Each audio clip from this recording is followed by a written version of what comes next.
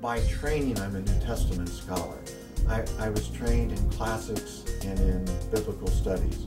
The world that I know best is basically the 1st century BCE and the 1st century and 2nd century CE. This is a trip to let people enter the world of this pivotal figure in early Christianity and to actually see that world in a way that you never could by reading text. It allows you to see the places, to think about what happened and the significance of what happened there. One of the most important cities is Ephesus. It's a fascinating city, both in terms of its significance for early Christianity and its importance for the Roman Empire as well. It's now abandoned. I mean, there's no modern city on this site. In the ancient world, the site was right on the Aegean Sea, but the river has silted. The silt has come down and it's filled in, and now it's quite removed. So the ancient harbor is just dirt, but you can see where things were. But Ephesus, you can imagine you could sail into the harbor with Paul and you'll see the theater. You can turn down, and the main streets, there are 2 major streets that you can walk down that are quite recognizable, and to get a feel for what these cities were like. You'll be in places where you know Paul was. He was actually here, actually walked down these streets.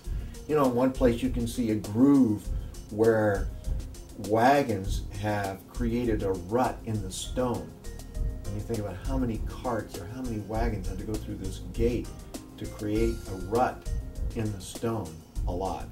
Then we'll go to Saloniki, Thessalonica, which is the most important city in ancient Macedonia or northern Greece today. It's a large, bustling metropolis. Unlike Philippi and Ephesus, which are ruins lying by themselves, this is a big city. We'll go to Corinth, which is a most impressive site. Corinth was a seaport city, and it was infamous in classical antiquity. It was like Las Vegas. What happens in Corinth stays in Corinth kind of a reputation.